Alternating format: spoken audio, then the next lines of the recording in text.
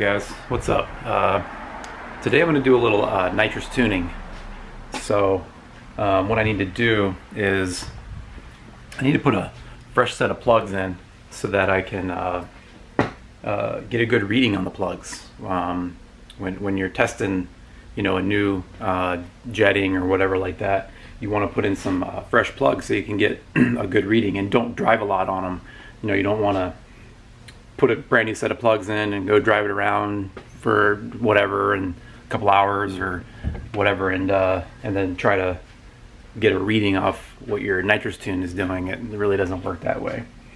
So yeah, so what I did was I went and got some more spark plugs.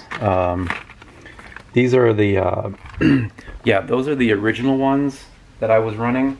I tried using a colder plug, but it just didn't work. I was using these V-Power 8s, and they're just wrong. They're not the right plug.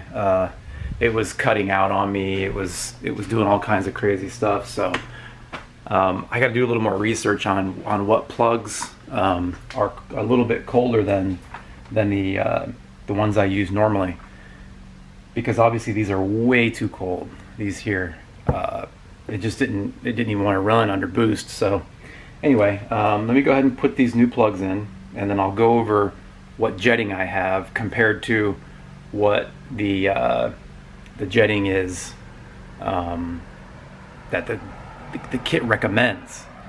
So, and you'll see the difference. It's like a crazy difference. So yeah, let me change those plugs, and we'll go straight out. I'll warm the car up a little bit, and then you wanna do like, you wanna test with you wanna do it like at least 5 or 6 seconds, you know, to get a good reading on the plug, so you can see if there's any detonation or anything like that. But and then I'm gonna gap these plugs at like 28 thousandths. That's what I've been doing, and that's been giving me pretty good results. So yeah, so let's do that. Let me put the plugs in, and then when I come back, I'll probably take them out and we'll inspect them real close. So I just got back. I just took it for a quick hit. I held the button for about 5 or 6 seconds, and drove it right back to the garage as fast as I could, shut it off. That's what you want to do with when you're testing. If you're at the track, it's ideal, you know, to shut it off at the end of the track. Even we used to shut them off as soon as you go through the traps. I'd reach up and hit the ignition button to turn it off. That way you're not getting any, especially when you're carbureted, not so much fuel injected, but when you're carbureted, they just run rich. When they idle, the idle circuit they're always rich. There's nothing you can do about it, and you know, that's just the way we did it. We would shut them right off. So let me take a plug out, or I'll take a couple plugs out, and we'll take a look at them. So I got the spark plugs back out, and what I did was, and you should always do this, always number your spark plugs. So whatever cylinder you put it in, you know, you want to mark them. Like, you know, you got 1, 2, 3, 4, 5, and 6. So okay, so let's see if the camera can kind of pick it up, or I'm not sure if it will or not, but so what I found was maybe just like a hair, like the beginning signs of detonation. It's really hard to see.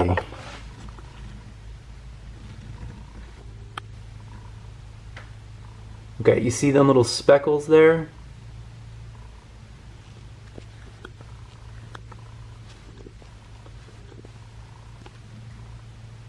Okay, that's spark plug number 6, and you can see like just like tiny little specks of black.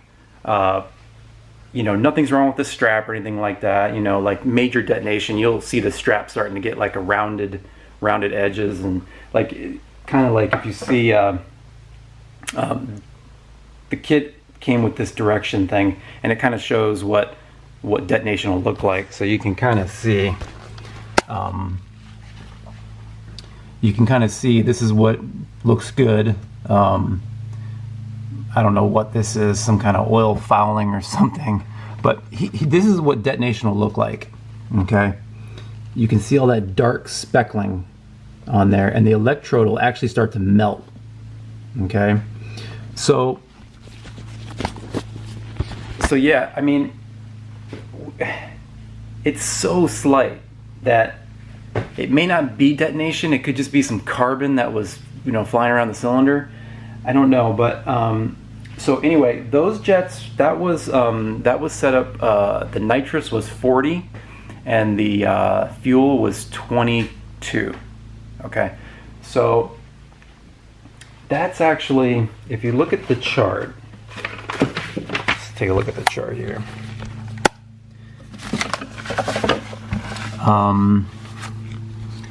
The chart shows that a 36 jet, see this, I went and got some more jets for this kit. I went all the way up to 50. I got a 40, 44, and a 50. So this goes, the kit, you know, the kit that I got only come up to 36. So if you look at the 36 and you go over to what, you know, 1Js, they typically run on around 40 psi. So you would want a 21 or a 22 or 23 fuel jet, okay, to go along with your 36 jet. So I'm running a 40 jet with a 22. Okay, so, and I'm getting, I mean, the color, whoops, yeah, the color looks really good on the plugs. I mean, you know, as far as the tune being lean or rich, that looks good. Some people may say that looks lean, but it really isn't. That looks pretty good. And I think timing is okay, because you would see,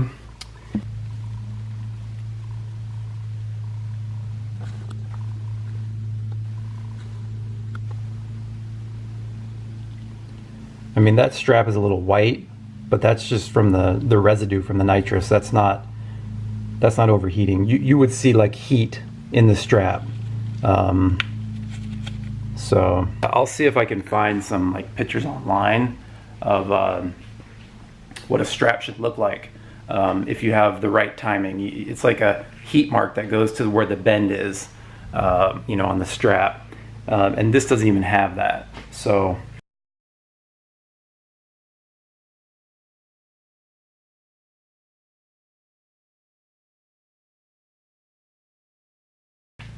I think we're okay. I think the timing is fine. I don't think it's detonating or anything like that. Maybe like the edge, at the edge of detonation.